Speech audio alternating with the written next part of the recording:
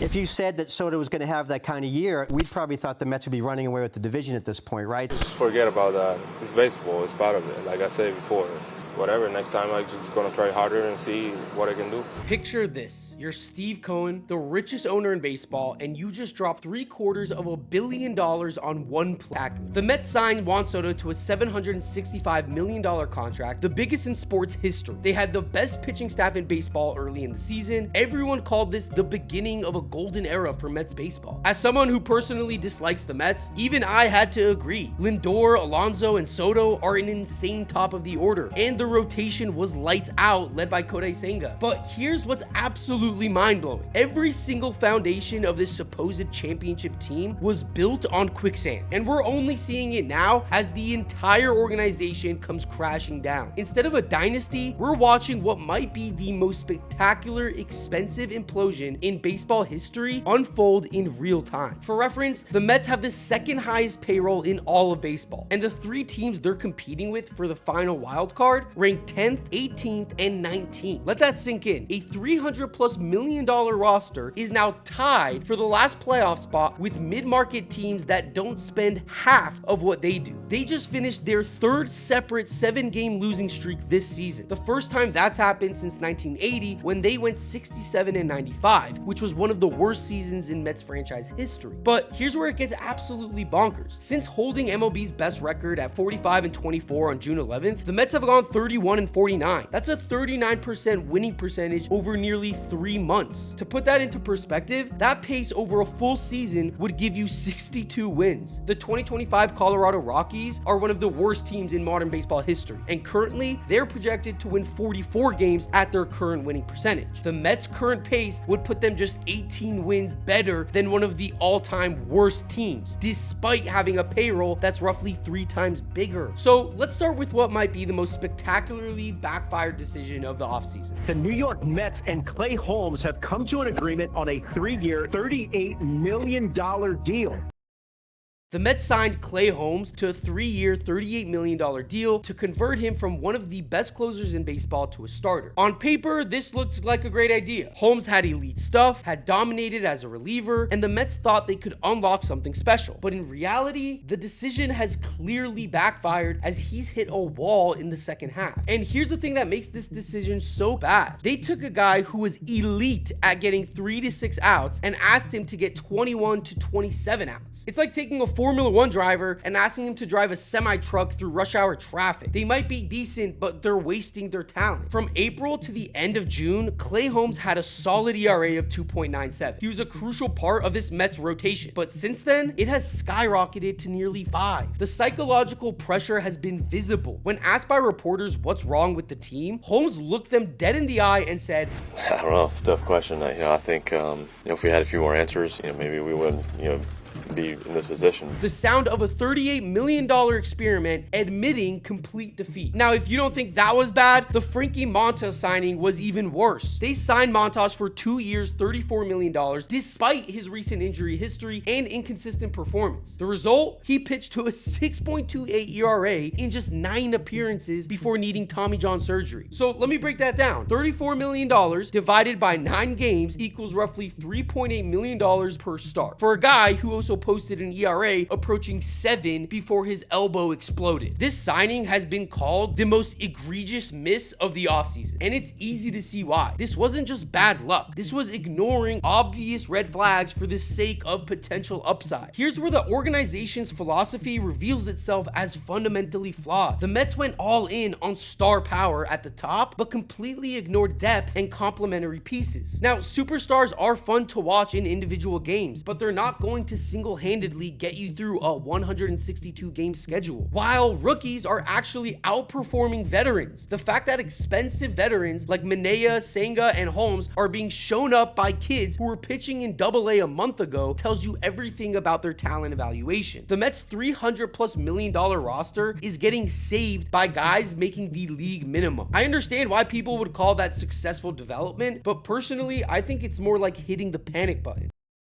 Remember when the Mets had the best pitching staff in all of baseball back in May? That staff has been so thoroughly destroyed that it's almost impressive how good they were to start the season. During their latest 8-game losing streak, the Mets pitching has been historically bad. We're not talking struggling or inconsistent. We're talking about numbers that would get you sent to AAA. The Mets have allowed 8 or more runs in 20 games this season, including 8 times since August 13th alone. That's 25% of their games in the last month featuring their pitching getting absolutely torched. Gregory Soto, who was supposed to anchor the bullpen, has posted a 9.45 ERA over his last 7 appearances. For context, an ERA over 9 means you're giving up runs faster than a slot machine is paying out quarters in Vegas. Now, to be fair, this was a whole team collapse. During the Mets' 8-game losing streak, their team ERA was 6.95, but they were averaging just 2.5 runs scored per game as well over that stretch. But here's what makes this pitching collapse so fascinating from a psychological perspective. You can literally see the confidence drain from these guys in real time. Klay Holmes went from elite closer to opening day starter to a guy who admits he has no answers. That's not just physical fatigue, that's mental destruction. Sean Manaea, who had a career year in 2024, has completely lost his effectiveness. Kodai Senga, their supposed ace, can't stay healthy enough to impact full seasons. When your entire pitching staff simultaneously forgets how to pitch, that's not coincidence. Something deeper has to be going on there. And here's where this story takes an even more bizarre turn. Juan Soto is having one of the greatest individual seasons in Mets history while his team collapses around him like a house of cards. Soto is putting up video game numbers with 40 home runs and membership in the 40-30 club. He's third on the team with 58 extra base hits and is single-handedly carrying an offense that should be unstoppable. I mean, seriously, when was Soto a base-stealing threat prior to being with the Mets? You could even argue he's elevated his offensive game since signing this mega deal. But here's the cruel irony that defines this entire disaster. Despite these Hall of Fame numbers, Soto was snubbed from the 2025 All-Star game because his team has been so consistently mediocre. At the All-Star break, Soto had an OPS over 900 and already had nearly 40 extra base hits. On what planet is that not an All-Star? So just think about the impact that has on the mind of a team. You signed the biggest contract in sports history. You're putting up numbers that would normally guarantee MVP consideration, and you get punished because your $300+ million supporting cast can't help you. This is the Mike Trout scenario all over again. Soto's response was both classy and heartbreaking. I've got to do better. He's literally taking responsibility for organizational failures that are completely beyond his control. If that's not a leader, then I don't know what is.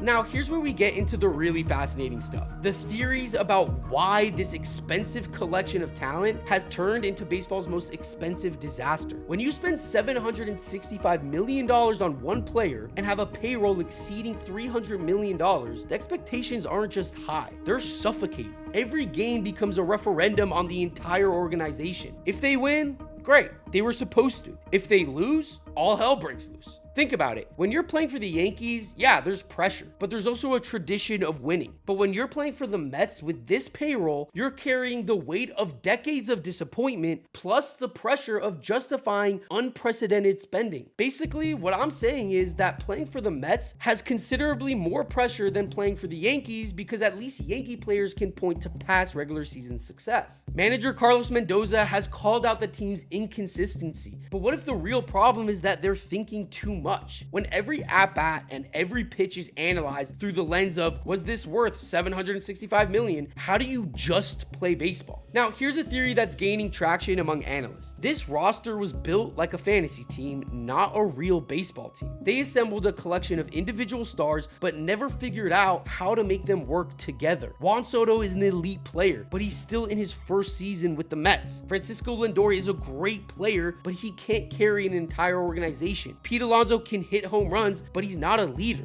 According to organizational analysis, there is no one clear point of failure, which actually makes the problem worse. It's not one thing going wrong. There is a systemic issue causing the franchise to just not operate properly. The Mets tried to have it both ways. Win now with expensive veterans while also developing young talent. The result? The rookies are actually outperforming the veterans, creating a bizarre dynamic where their best performers are making league minimum minimum while their highest paid players are struggling. This creates a psychological problem if you ask me. If your young players are better than your stars, what does that say about your talent evaluation? And how do you maintain clubhouse chemistry when kids are showing up all-stars? Another controversial theory is Steve Cohen's unlimited spending might actually be hurting the team. When players know there are no financial constraints, does it create complacency? When you're guaranteed hundreds of millions of dollars, regardless of postseason performance, where's the motivation to grind through adversity? Compare this to teams like the Rays or Guardians, where every player knows they have to perform or they'll be replaced by someone cheaper. But like I said, this is just a theory, and personally, I'm not bought into it because otherwise teams like the Yankees and Dodgers wouldn't have success either. Just go look in the Mets division. The Phillies spent just as much, if not more, than the Mets, and they just won the NL East. So if it's not a motivational or financial issue, then what is the issue with this team?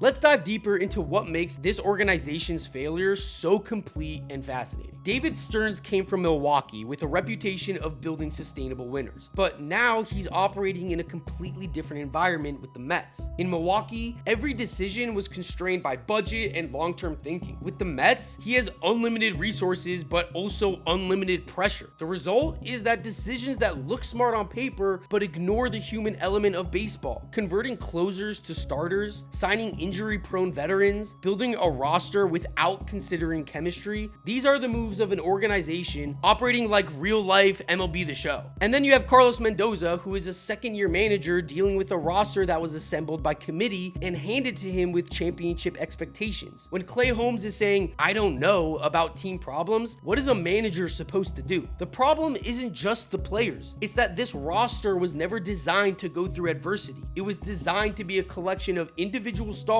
who would naturally succeed. And when that didn't happen, there was no plan B. So now Steve Cohen is simultaneously the Mets' greatest asset, but also biggest problem. His willingness to spend eliminates financial limitations, but it also eliminates the natural selection pressure that forces organizations to make smart decisions. When you can solve every problem by throwing money at it, you never really learn to identify the real fundamental issues. The Mets spent $765 million on Soto instead of building a complete organization. They signed expensive free agents instead of developing depth. They prioritized offseason headlines over winning. Now, to understand just how spectacular this collapse is, you need to understand where it ranks historically. This is the first time the Mets have had 3 separate 7-game losing streaks in the same season in 45 years. But here's what makes 2025 different. That 1980 team wasn't expected to compete and had a payroll appropriate to their talent level. The 2025 Mets have a payroll that would rank in the top 5 in MLB history, adjusted for inflation. They're not just failing with expensive players, they're failing with historically expensive players. Let's put this in perspective with other famous collapses. The 2007 Mets blew a 7-game lead with 17 games to play, but they had a payroll of just $115 million. Then you had the 2011 Red Sox collapsed in September, but they had obvious clubhouse chemistry issues. And then finally, you have the 2014 Brewers, who started 20-7 and only finished 500, but they were never expected to be more than just a wild card team. The 2025 Mets are unique because they combine the highest expectations and the biggest payroll while underachieving. They aren't playing with house money like other teams. They are quite literally playing on Uncle Cohen's dime. And the current playoff situation has gone from disappointing to terrifying to existential crisis. Honestly, the Mets may hold the final wildcard spot for now, but the Reds, Giants, and Diamondbacks are all breathing down their neck. All 3 of those teams are less than 3 games back, and one of them is even a game and a half back. Here's what makes this so brutal. The Mets hold the tiebreaker over the Giants, the Reds hold the tiebreaker over the Mets. So if Cincinnati catches them, the Mets are out, despite their massive financial advantage. They no longer control their own destiny into October. Now, with their current playoff odds at 80%, this team that was supposed to cruise to October is now in a legitimate race for the right to play baseball in October. And here's where it gets even more interesting. When you're Juan Soto making $51 million a year and your team has 3 straight 7-game losing streaks, how do you process that? When you're Klay Holmes making $12 million a year and admitting you don't know what's wrong, what does that do to your team's confidence? The Mets have created a unique situation. What happens when unlimited resources meet organizational dysfunction? The answer appears to be a complete breakdown of confidence and chemistry that money can't fix. And with just 13 games remaining, every single game is essentially an elimination contest for a team that was supposed to be planning parade routes by now. Their remaining schedule is not doing them any favors either. It includes the Padres, Nationals, Cubs, and Marlins. Every team will either be playing spoiler or fighting for their own playoff lives. They'll probably need to go at least 8-5 to secure a playoff spot. And given their current form, that seems kinda unlikely. And even if they do make it, they're likely to face the Dodgers in the best of 3 wildcard series, a matchup that would likely end their season in 3 games. Now, the funniest part is that the Dodgers represent everything correct about spending big money. The Dodgers and Mets are both number 1 and number 2 in spending. The difference is the Dodgers pick and choose very carefully who they gave their money to. Even a guy like Tanner Scott, who ended up being a bad signing for the Dodgers, wasn't a big deal because they had already assembled a bullpen full of depth. The Mets, on the other hand, they were relying on these signings to make them contenders, not just to provide extra depth. So, what's the ultimate takeaway from this historic disaster? The 2025 New York Mets are proving that in baseball, maybe more than in any other sport, chemistry, culture, and organizational competence matter way more than just raw talent and unlimited budgets. You can have the richest owner in baseball, the biggest contract in sports history, the state-of-the-art facilities, but if you can't create a culture of winning, you end up with the most expensive collection of underachievers in sports history. Going from 45-24 to 31-49 while spending $300+ million isn't just a collapse. It's a masterclass in how not to build a baseball team. Juan Soto putting up Hall of Fame numbers while getting snubbed from the All-Star game because his team can't win perfectly captures this disaster. Individual excellence trapped in organizational failure. Basically, this is Mike Trout 2.0, except Juan Soto chose to be with the Mets. Now, over the course of September, we'll find out if the most expensive team in baseball history can avoid becoming the most expensive playoff miss in baseball history. And honestly, based on everything we've seen, I'm not so sure that they can. The 2025 New York Mets prove that sometimes having everything still isn't enough. And that's how the most expensive disasters are often the most spectacular ones. But what do you guys think? Is this the greatest meltdown ever? Who do you pin the blame on in the Mets organization? Let me know in the comments below. And if you liked the video, please leave a like, subscribe, turn those notifications on. That's all for today. I'll see you on the next one.